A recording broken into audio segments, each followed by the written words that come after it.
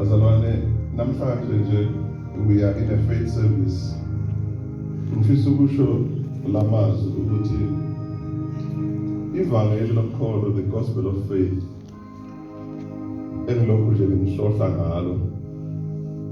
It sounds very simple, and to some people it may also seem very meaningless. Hallelujah. This gospel of faith seems foolish at times, and this gospel of faith is in demand out there. You know why is it in demand? It's because life is a warfare, bazalwane. People are facing many challenges. Whether usindisiwe noma usindisiwe kunezipho obhekene nazo. Impilo iyiphi. So that is why leli vangeli lokukholwa is so valuable. You know, because impilo iyini bazalwane iyiphi. And it is only through faith that circumstances may change. But even before kuze kushintshe izimo, ivangeli lokukholwa liqale likunikeza amandla ukuthi umelane nezimo. Zisekhona izimo zingakasuki kodwa wenze njani bazalwane umelane nezimo. That is why Ephesians chapter 6 kukhona lapho lithi after all stand.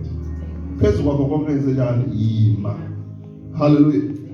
So ngamanye amazwi ivangeli lokukholwa, don't be mistaken ukubona izimo zingakasuki phambi kwakho.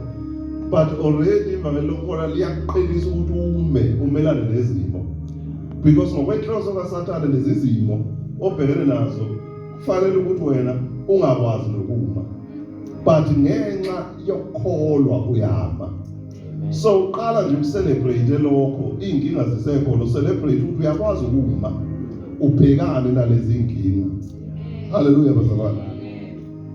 And eventually ngesikhathi umile, then faith will change your circumstances, bazalwane.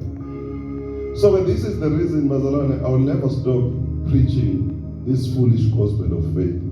Hallelujah.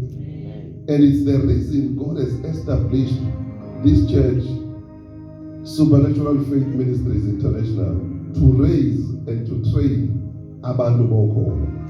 Hallelujah. You know, to raise and to train the faith giants.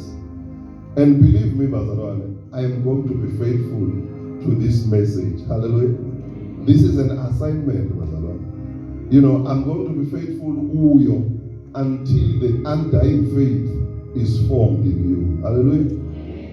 Hallelujah. So I will not mind the ridicule, I will not mind anything, but I'm focused on this work until the undying faith is formed in you. Hallelujah. There is a song, actually, you're throwing a good thing away. You don't know it now, you're going to know it someday. Hallelujah. So, Lorna, I think it's an R&B song. In fact, you have a remixer. You're throwing a good thing away. No, you're throwing a good love away. You don't know it now, but you're going to know it someday.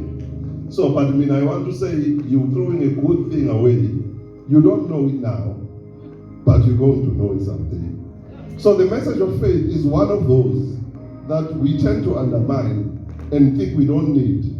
But when in as a figure, you realize when it's too late, oh my God, I needed that life-transforming gospel of faith.